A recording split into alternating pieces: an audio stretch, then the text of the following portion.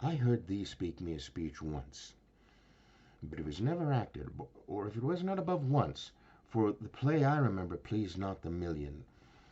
'Twas caviar to the general, but it was as I received it, and others whose judgments cried in the top of mine, an excellent play, well digested in the scenes, set down with as much modesty as cunning.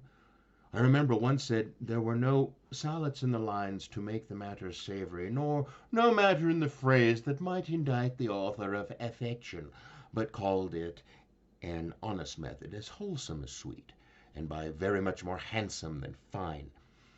One speech in it I chiefly loved was Aeneas' tale to Dido, and thereabout of it especially when he speaks of Priam's slaughter. If it live in your memory, begin at this line. Let me see.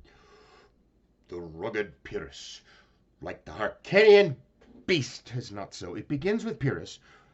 The rugged Pyrrhus, he whose sable arms, black as his purpose, did the night resemble, when he lay couched in the ominous horse, hath now this dread and black complexion smeared with heraldry more dismal. Head to foot now is he total gules, horridly tricked with blood of fathers, mothers, daughters, sons, baked and empasted with the parching streets that lend a damned and a tyrannous light to their lord's murder, roasted in wrath and fire, and thus o'ersized with coagulate gore, with eyes like carbuncles, the hellish Pyrrhus old grandsire Priam seeks. Anon he finds him, striking two shorted Greeks. His antique sword, rebellious to his arm, lies where it falls, repugnant to command. Unequal matched, Pyrrhus at Priam drives, in rage strikes wide, but with the whiff and wind of his fell sword the unnerved father falls. Then senseless Ilium, seeming to feel the blow, with flaming top stoops to his base, and with a hideous crash takes prisoner Pyrrhus' ear. For lo, his sword, which was declining upon the milky head of reverent Priam, seemed in the air to stick. So as a painted tyrant Pyrrhus stood, and like a neutral to his will and matter, did nothing. But as we often see against some storm, a silence in the heavens, the rack stands still, the bold wind speechless, and the orb below as hush as death, and non the dreadful thunder doth rend the region.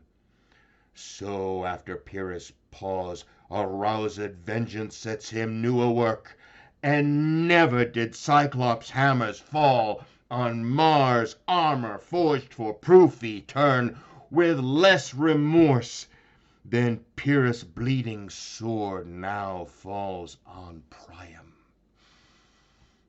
Out, out, you strumpet fortune! All you gods in general synod take away her power.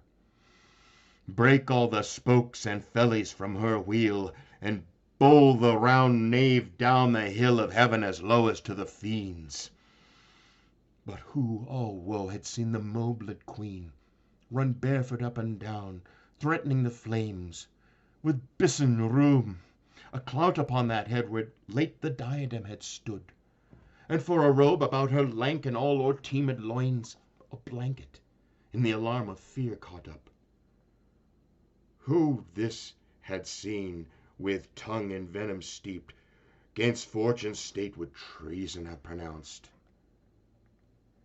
But if the gods did see her then, when she saw Pyrrhus make malicious sport in mincing with his sword her husband's limbs, the instant burst of clamor that she made, unless things mortal move them not at all, would have made milk the burning eyes of heaven, and passion in the gods.